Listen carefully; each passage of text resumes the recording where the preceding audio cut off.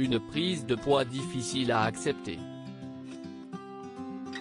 Il y a 5 ans, alors qu'elle était enceinte de son premier enfant, Ayem Nour avait pris une trentaine de kilos.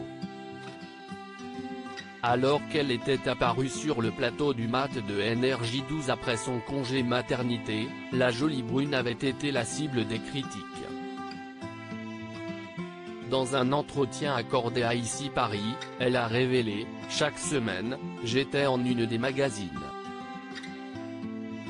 On pointait du doigt mon changement d'image. Dans certaines émissions de télévision, on débattait de ma prise de poids en mon absence. Cela a été très violent. Heureusement, j'ai la chance d'être bien entouré. De surcroît, j'ai une certaine force de caractère. Sur le moment, j'étais très blessé, puis je me relevais. Je me révoltais contre cette grossophobie.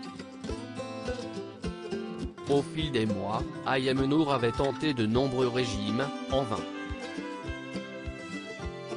J'étais arrivé à une telle charge pondérale que mes amis me conseillaient une liposuction. Même les chirurgiens plasticiens refusaient de m'opérer, car mon surpoids était trop important, a-t-elle expliqué. Finalement, si en suivant le régime keto, qui consiste à diminuer sa consommation de glucides et de protéines et à augmenter la proportion de l'énergie qui provient des gras, que l'animatrice a perdu énormément de poids lors du premier confinement.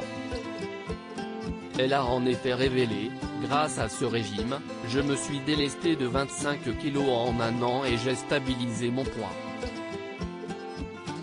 Je continue d'ailleurs à perdre des kilos. J'ai gagné en assurance.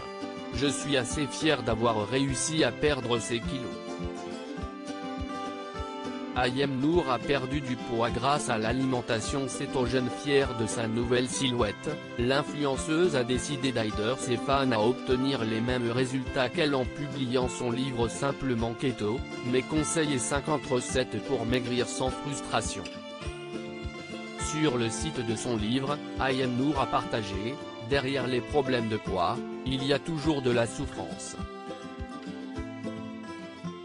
Que l'on soit jeune ou plus âgé, célibataire ou en couple, célèbre ou anonyme, le surpoids peut être la source d'un mal-être physique et mental. Je l'ai vécu, et mon âme en porte encore les cicatrices. Malgré les obstacles, j'ai réussi à me libérer de ces kilos en trop, seul ou presque, et aujourd'hui, j'ai envie de vous raconter mon histoire. Parce qu'on peut s'en sortir, et la tête haute, j'ai à cœur de partager avec vous mon expérience.